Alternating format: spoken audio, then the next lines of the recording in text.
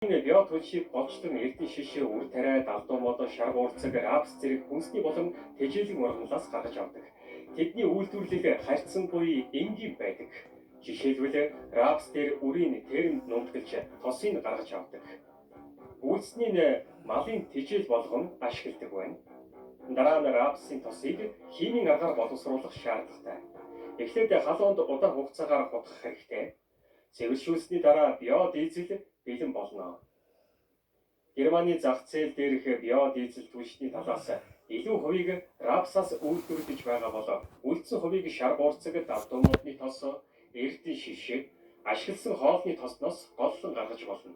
Гэхдээ нэг гаргалгаа бий. Биотүлш үйлдвэрлэхэд хэрэгэлдэг үр тариаг хоол хүнсэнд ашиглаж болохгүй. Ялангуяа Германд нэлээдгүй талбайг энэ зорилгоор ашиглаж байна. Зөвхөн Герман л гэхэд 2.4 мега талбай. Тэгэхээр нийт тариалангийн талбайн 15 орчим хувийг биотүлш үйлдвэрлэхэд ашиглаж байна. Энэ нь өнөөдөр ч нэлээдгүй хувь хэмжээ болоод байгаамаа.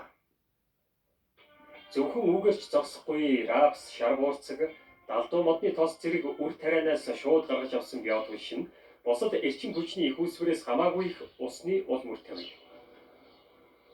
Шатхуун түгэх станцуудад зарагдаж буй түлш дунд тийм ч их биотүлш байдаггүй. Гэхдээ биотүлшийг дэмжигчид үүнийг өөрчлөхийг хичээж байна. Биотүлш болон чулуужсан түлшний харьцаа өсөх хандлагатай байна. Биотүлшийг нэмэгдүүлэх нэг үндслэл уг түлшийг хөлөмжийн хий ялгаруулдаг гэж үздэг. Учир нь шалтын